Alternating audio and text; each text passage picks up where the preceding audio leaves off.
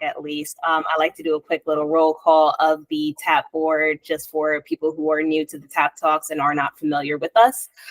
So real quick, I am Yasmin Brown Williams. Ignore all the fancy letters at the end of my name. That's just fancy furniture, you know.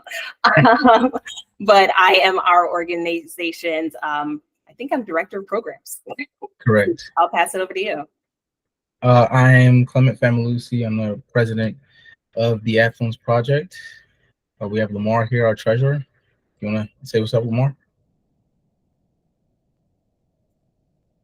Oh, might still be on mute. Oh, sorry about that. Yep. So I'm Lamar, as you mentioned before, treasurer of the Affluence project, and thank you for everyone for joining today. All right, sounds good. Thank you, TAP board. All right, so as CJ mentioned, we're pretty much just going to go through this. I'm going to try, we do have a number of slides here, but I'm going to try to be both thorough and quick so that way we can get to our discussion. The topic of discussion today is whether or not an individual should rent or buy. And we won't really be providing a recommendation per se because it is very situation based, but we'll be going through some of the factors that you should be considering as you're deciding whether to go down the path of home ownership or to lease an apartment or house in some cases. All right, we can go to the first slide here. All right. So the benefits of renting, right? Renting offers lower initial costs, flexibility in living arrangements, as well as limited financial responsibility for repairs and maintenance. As we get further into the talk, we'll explore a little bit what those repairs and maintenance could be on a property, as well as ease of relocation. Next slide. So, as I mentioned, flexibility in living arrangements, right? You can switch locations, you can downgrade without the commitment of having to sell your property. Renting can also, however, provide residents with some luxury amenities at a monthly fee. Me personally, I am currently a renter. I live in one of those like luxury sky rises, and I generously enjoy the luxury accommodations. And some of that is the reason that I haven't gone down the path of purchasing a single family home. I personally had this kind of joke about like the circumstances that would need to exist for me to have certain assets, if you will. I joke to my friends that if you ever see me in a G-Wagon, just know I'm rich, I've made it, money's up over here. If you ever see me in a single family house, I'm very likely married and I probably have a kid or a kid on the way because I really enjoy having the luxury accommodations. However, some of these things you can get through other means. And so it's worth having a cost comparison of whether or not the monthly fee that you would be paying to live in a luxury apartment building is worth it compared to maybe some other places that you could get these types of amenities. For example, some people, they have gym memberships and the gym includes a swimming pool. So then they have access to a swimming pool. So maybe that's not such a big deal to have in your apartment building. But some buildings also have lounges that have a setup similar to what we have pictured here, balconies, concierges, valet, really just some of these additional amenities to kind of sweeten the pot. But again, they do come at a monthly fee in most cases. Next slide. Lower initial costs, right? Leasing an apartment is typically more accessible to individuals with limited savings because you don't need like copious amounts of money for a down payment, right? Next slide. Also limited financial responsibility. So you don't have an obligation for repairs or maintenance when you live in an apartment building, right? In most cases, you can just put in a help desk ticket or call whoever your superintendent or building maintenance is, describe to them what the issue is, and they will come in and they'll fix it at no additional charge. Whereas if you own your property, you are now responsible for figuring out how to remedy whatever issues you're having in terms of maintenance. Next slide. And the ease of relocation, right? Once your lease is up, you can go to the next location, go wherever it is that you want. You don't have to worry about selling your property or in some cases becoming a landlord and finding tenants to occupy the units or the entire house. So there's a little bit more flexibility as a renter to kind of move around if that's what your lifestyle is or what you would prefer. Next slide. Okay, home ownership benefits. So there are a number of benefits that are associated with home ownership, and I'll also lean on some of my board members in this discussion as well, as I know that they have properties that they own. But it's a good vehicle for building equity. It's great for stability. It's good for value appreciation, and also obviously the personalization. I think that's a big one that people tend to talk about. It's like, oh, you can't paint the walls in your apartment, right? You can do whatever you want inside of your home. So we'll dig a little bit into that in this section. Next slide. So building equity over time, right? Home ownership allows individuals to build their equity by paying down their mortgage. So that provides a valuable asset for the future. And I believe either we have or we will be having a TAP talk that talks about the differences between assets and liabilities and breaks down exactly how you should be valuing the different, I call them materials, better yet, in your life, because I think we tend to say assets, but everything is not necessarily an asset. But homes is pretty general knowledge that is typically an asset, and it's as you pay down your mortgage that you build that asset out. Or I think there's also a slide that talks about appreciation. Next slide. Sense of stability and community. Naturally, if you own a house, you live in a community with your neighbors, so you have connections. I think there are apartment complexes that are starting to do a little bit of that as well. They're trying to foster community within the apartment complex. I know in my building specifically, there's like a weekly happy hour that they do for this specific purpose. But there's a little bit more longevity when you own your property and live in a community amongst people for a longer time. It's kind of easier to, build these connections. Next slide. This is exactly what I was alluding to before. So property values, right? So as the property values appreciate over time, there's potential for significant returns on investment for homeowners. So as the property appreciates, it builds more of this asset, increasing your net worth. Next slide. We talked about this a little bit, the personalization and the customization, just being able to kind of add your own flair, do a bit more or a lot more, really, than you would in an apartment building, right? You can build out rooms. I know people who have added bathrooms to their homes, done all kinds of, customizations. Next slide. Okay, so here's the meat and potatoes, as I would consider it, the financial considerations. So let's go through some of the monthly costs in comparison from renting to ownership.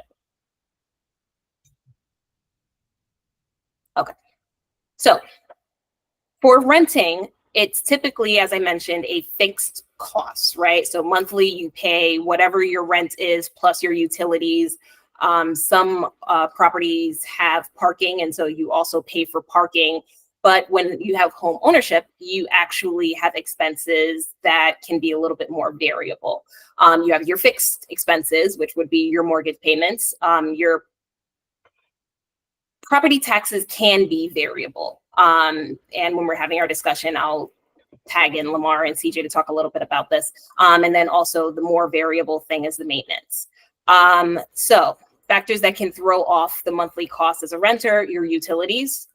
Naturally, if utilities are included in your monthly payments to your landlord or your property, that can change based on like water utilization, depending on whatever utilities are included in your total monthly payment, right?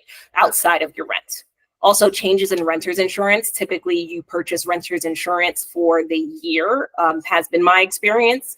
But if they change their premiums, their estimates, that can throw off your monthly costs for rent, or what you would include as the total cost of renting the unit is a better way to put that.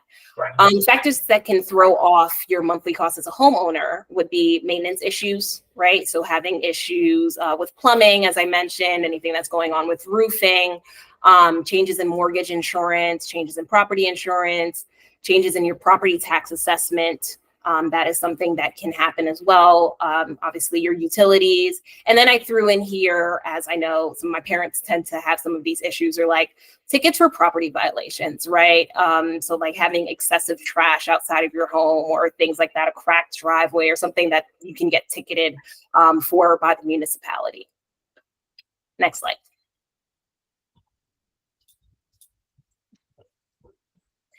Tax implications. So homeowners can benefit from tax deductions on mortgage interest and property taxes, impacting their overall financial strategy. Again, throw that over to Lamar and CJ. I have not had that benefit yet. I'm waiting one day. Next slide.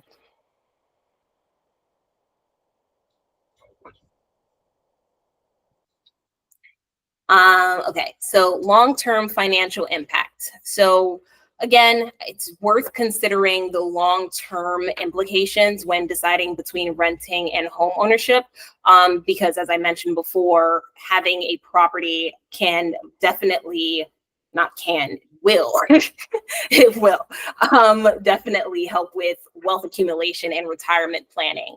But it really depends on your current circumstances and your situations. I don't tell everyone to just jump into the deep end of home ownership just because, you know, it's what it's the world. It's like popular right now. It's trendy right now. Everyone's saying buy a house, buy a house, buy a house, but that's not necessarily what's best for your situation. And so it's worth considering all of the factors, because it is definitely, I would say, the way I describe, gone through both processes. And I will say getting an apartment is like a sprint. It's pretty easy. If you have good credit, you have good payment history, and it's within your affordability based on whatever properties calculation, you'll get the apartment. But there's so much more background checking and deep diving and preparation that does go into getting a property. So again, consideration, consideration, consideration. Next slide.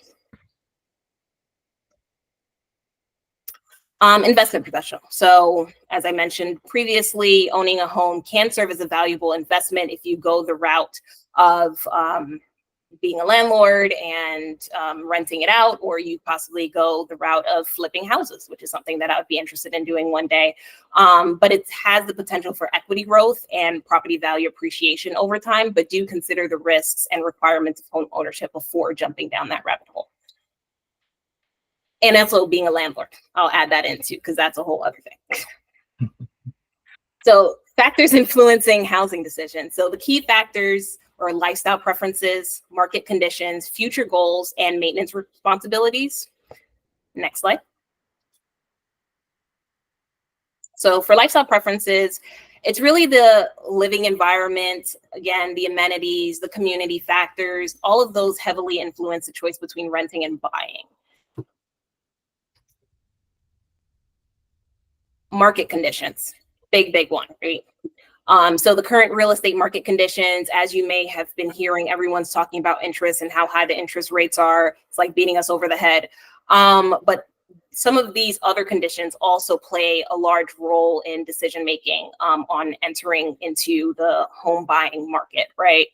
These include inflation and your ability to save. If you are currently living in an apartment rent is high. Inflation is also very high. So you may not have the highest saving potential right now.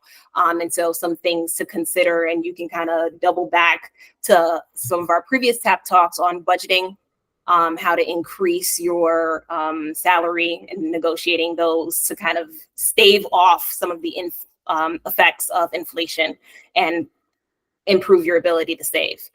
Also, housing supply. Sometimes it's seasonal. I have had a number of real estate agents, and so sometimes it's like, yeah, there are lots of properties, and you know, you have lots of access and options to choose from, and other times it's very scarce, or things will be on the market for a very short amount of time. So other things to consider, as well as property values, right? What's the current going rate or asking price for properties of the size that you're considering in the area that you're considering?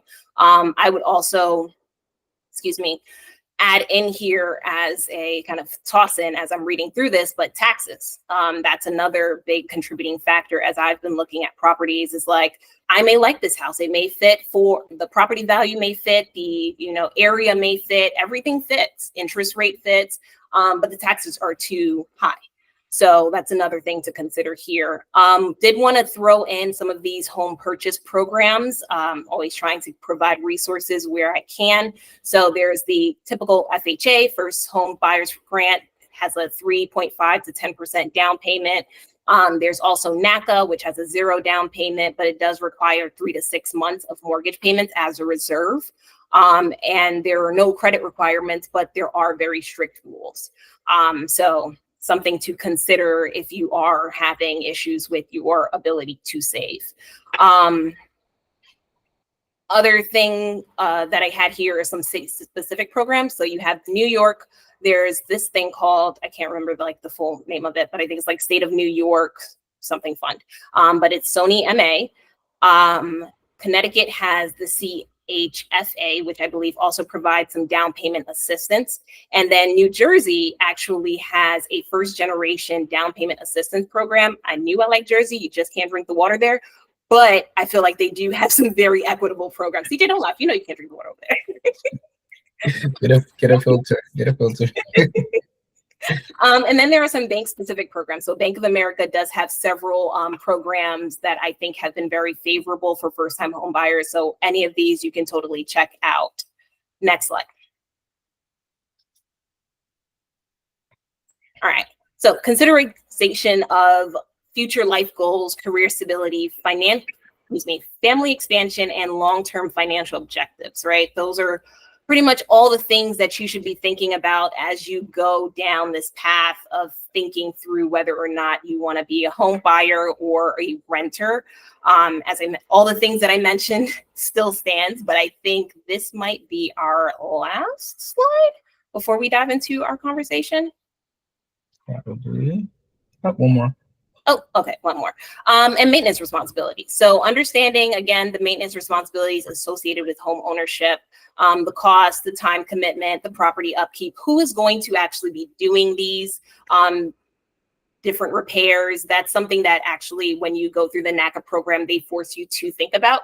And you actually have to document, if you run into issues with property upkeep or maintenance, they require you to document how you would remedy those issues. And so thinking through that ahead of time, you may not be going through that specific program, but I think that it really made me consider what that actually looked like as a homeowner. And I think I'm better for it. So thanks for tapping in with us. Let's go into the discussion here. CJ, I'll throw it to you first on any additional tidbits.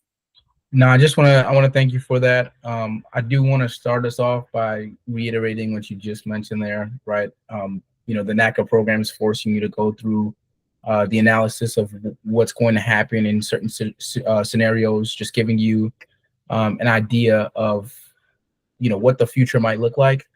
And a lot of times people don't take the time to do that. So that's why we're here. That's why we're having this discussion.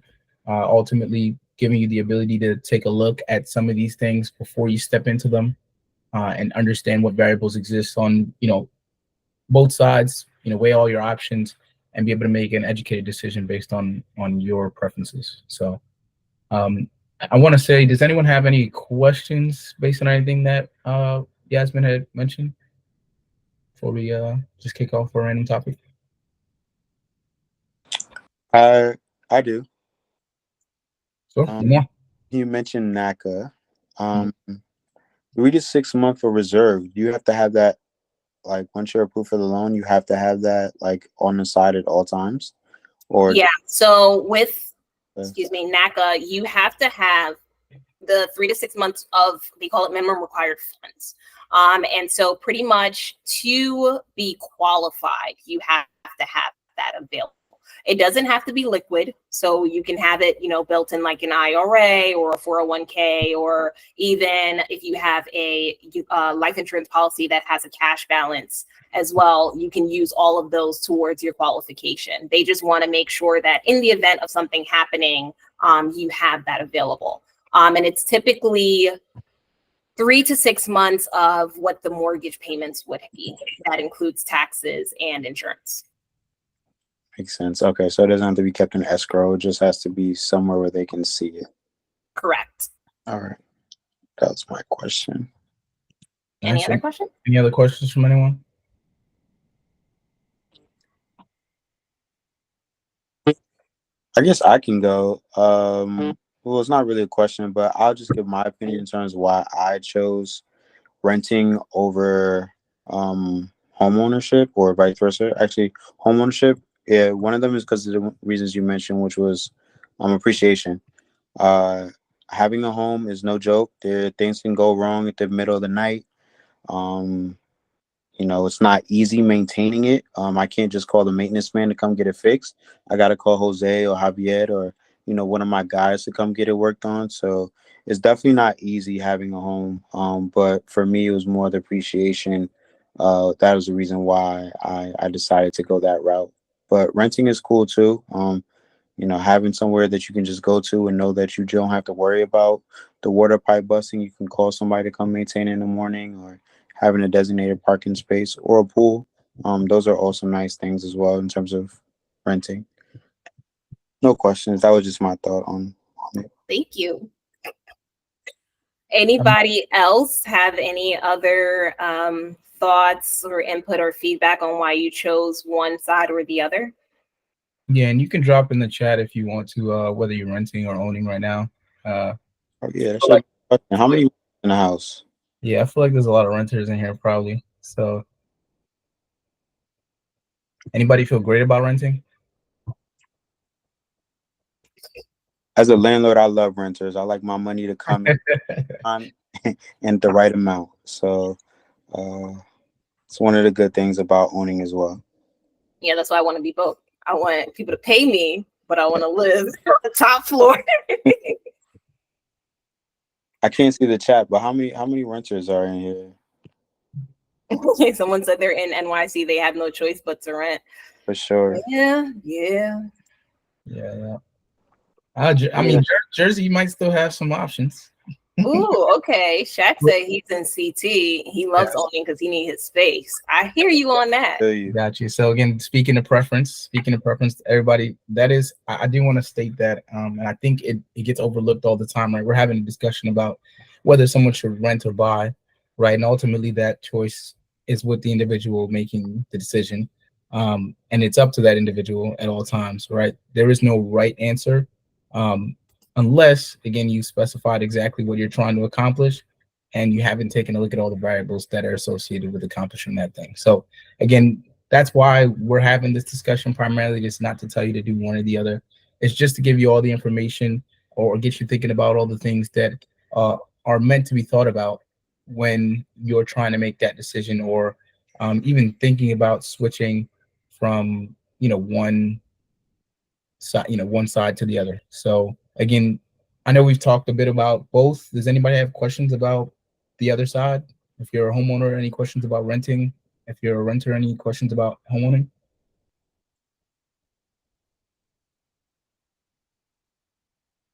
Josh, I have a question. I have a question for one of the attendees. So you said that you need to buy a multifamily to have tenants pay the mortgage. Are you going to live in the multifamily? Yep, definitely am. Yeah. Okay. Unless I'm living in the smallest unit. See, some people do that. They buy a house and then they live in the basement and allow their tenants to pay the rent. I ain't living in the basement. I'm not think that's a great approach. Personally, that's how I got my start in real estate. I was able to purchase a multifamily in New Jersey. I rented it out on one side. I stayed in the other side, and ultimately, I had a lower rent payment than I would if I lived in New York City or if I lived anywhere else in New Jersey, because somebody was helping me make that mortgage payment. So, again, there are risks involved with that, right?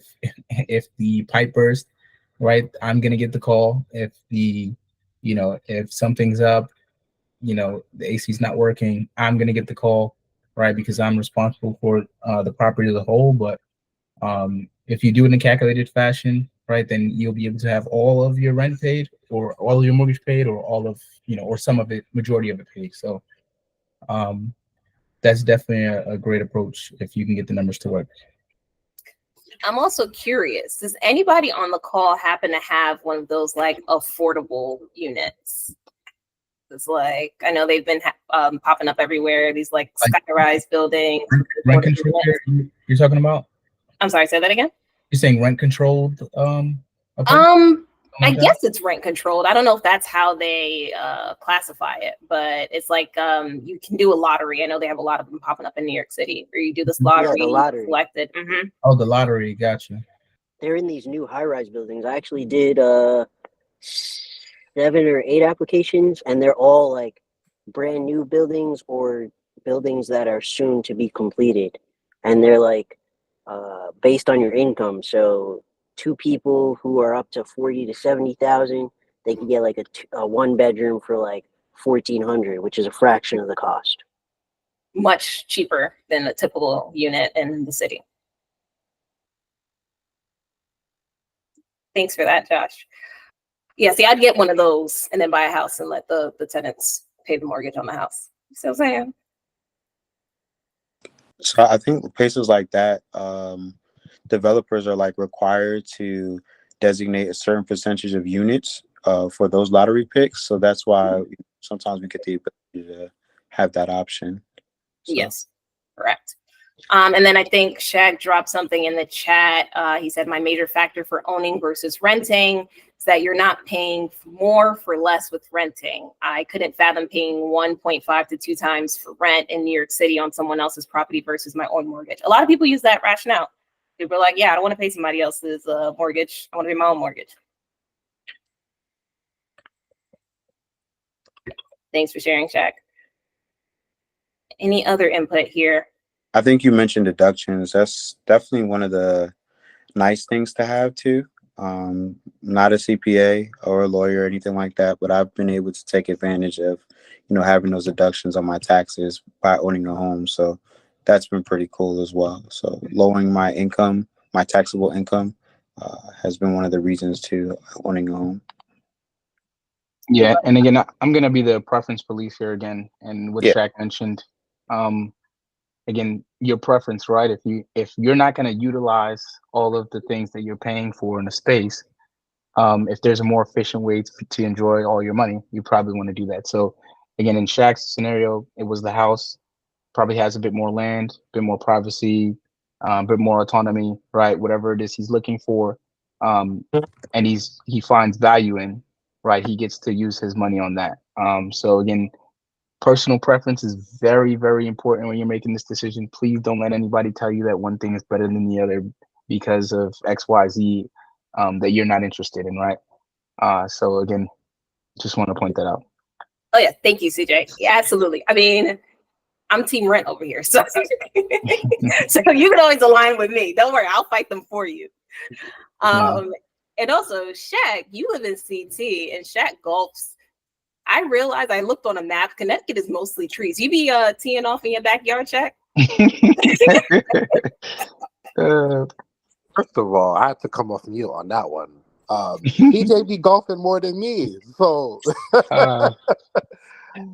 But yeah, I just golfed in Long Island today. I'm all over the tri-state. I see you. Don't worry. I'm about to see all y'all on the golf course. Don't worry about it.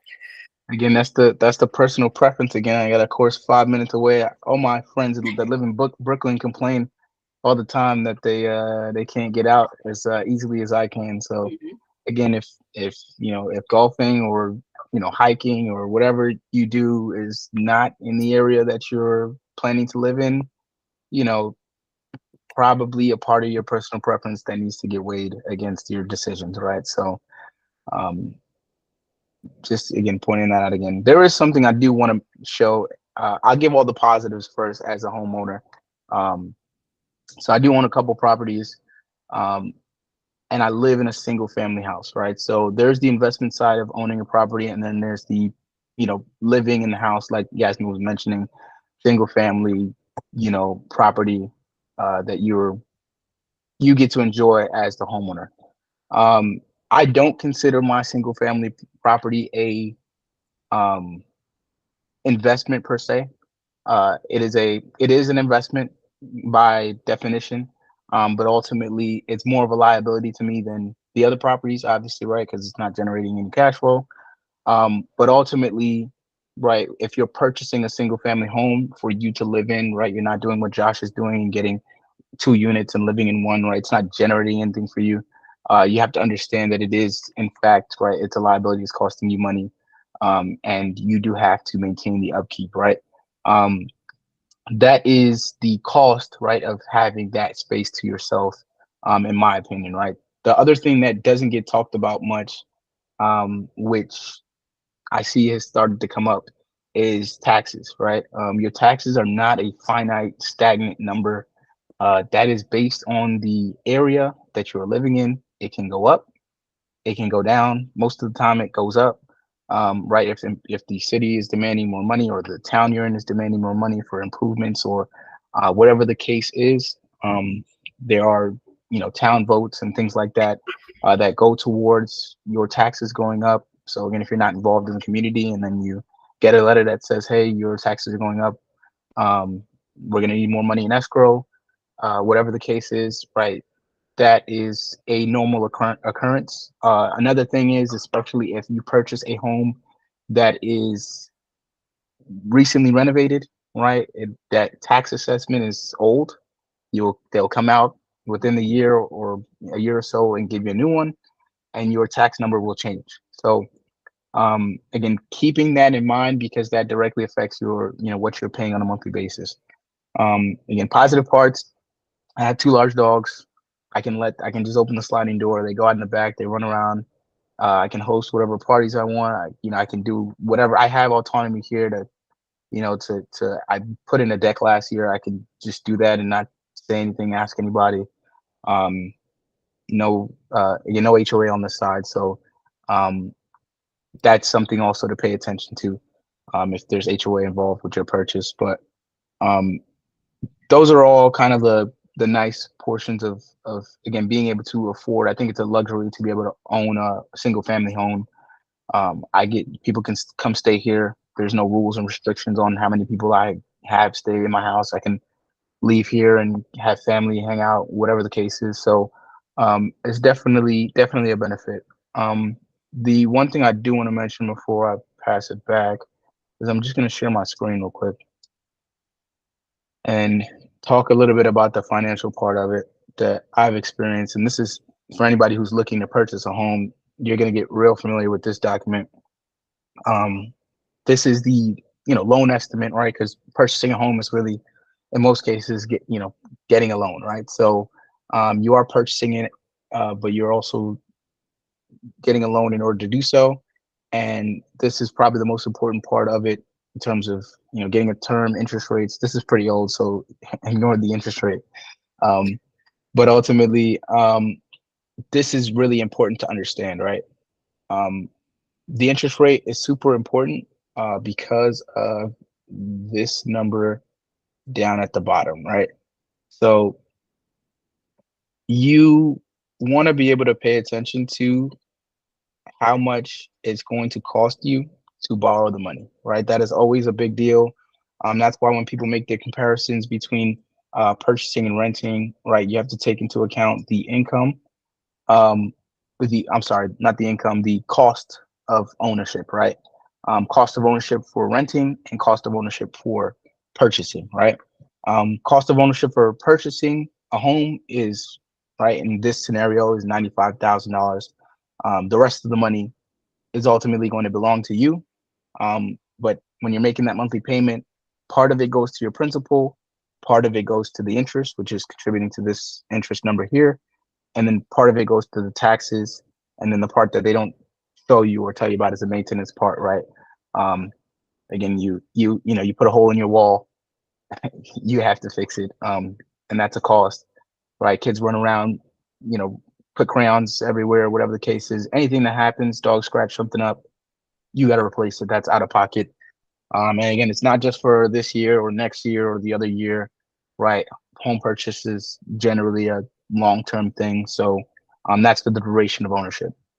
Um, I like to think of home ownership as a bank, right? You're um, banking on appreciation, right? So the appreciation is meant to combat this number here, right? In the 30 years it takes to pay off this loan, right? There should be an increase of this number at the very least over the course of 30 years to help combat the interest, right? The other portion of it is going to be making sure that you are, again, paying attention to and understanding what comes with all this, right? So understanding when your roof needs to be repaired, right? So that one damaged item doesn't cause two damaged items, right? You don't want your roof to start leaking and now you have to replace the ceiling because you let it leak and all those things. So getting ahead of things by understanding how they work, right? When does your AC need to be replaced? When does your hot water heater need to be changed, right? All those things. So it's a bit more of an undertaking. But again, you want to make sure you're paying attention to this. It's your bank. It's your way of slowly putting away money in an anti-inflationary, asset um, that again you get to also benefit from by calling it your home. So um, just wanted to lay this out here. I know we like to kind of talk about the fun stuff a little bit, but I always want to jump in and make it a little bit more real because I don't want the first time anybody's seeing any of this stuff to be the day that they go out to buy their house. So again, there's a bunch of fees and things associated with here, right? Yasmin was talking about the difference between renting and owning a home, right? These are your upfront costs, right? Your cash to close. Um, Again, probably not going to be $18,000 for your average, spot to rent, right? Your first month's, last month's in security. Actually, it's getting crazy today. I don't know.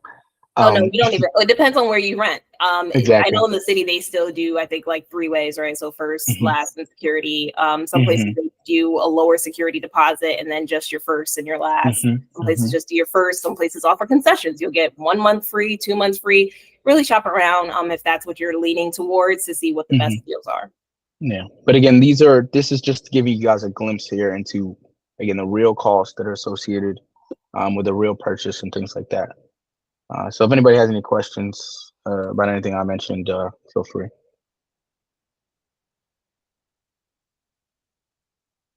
And as you guys think through, go ahead, Evelyn. Sorry, yeah, just a quick question, like regarding like, like the real stuff that you were talking about, CJ, regarding like, if there's a leak issue, boiler, et cetera, et cetera. When it comes to stuff like that, like how much money would you recommend having on the side for emergencies like that? Yeah, that's a great question, and I think it's dependent on one, the type of property that you have, right? The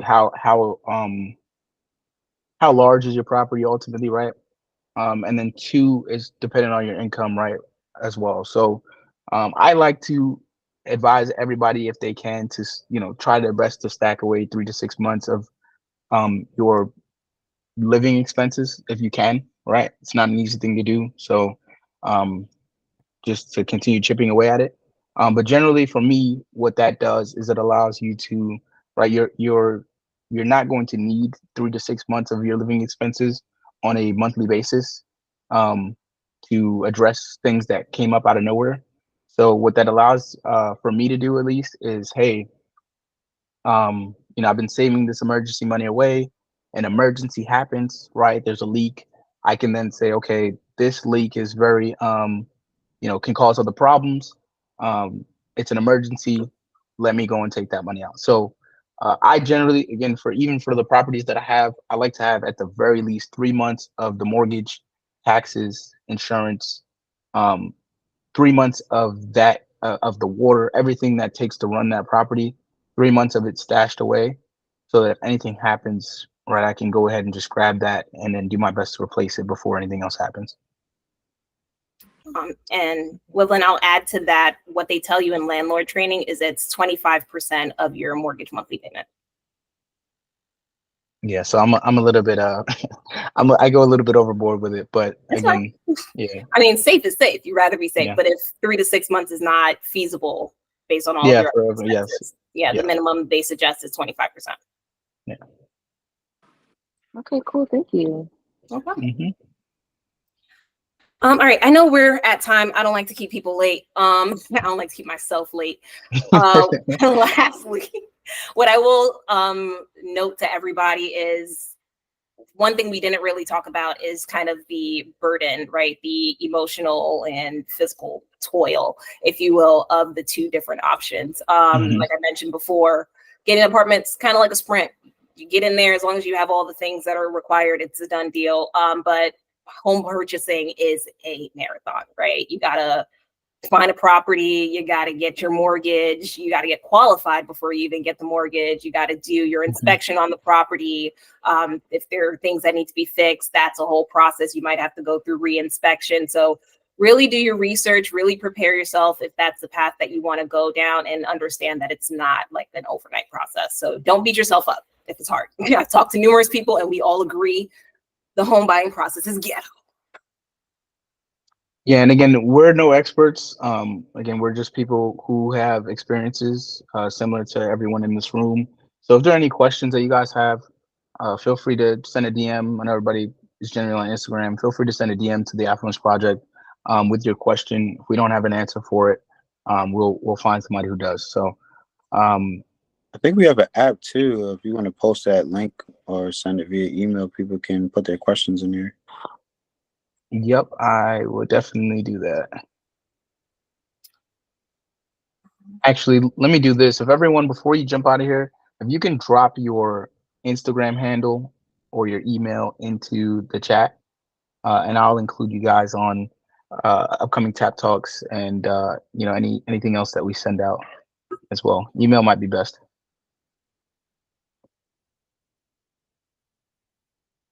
Yeah, we'll take the end of the call to just everyone just drop that into the chat before you head out. And Yasmin, I think it's on you to close us out today. All right, thank you. Okay, everyone, thank you so much for coming in and joining our talk on whether or not one should buy or rent.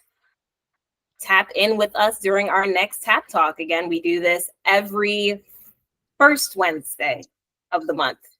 I said that We right, try right? our best. We Okay. try our best to make it the first one.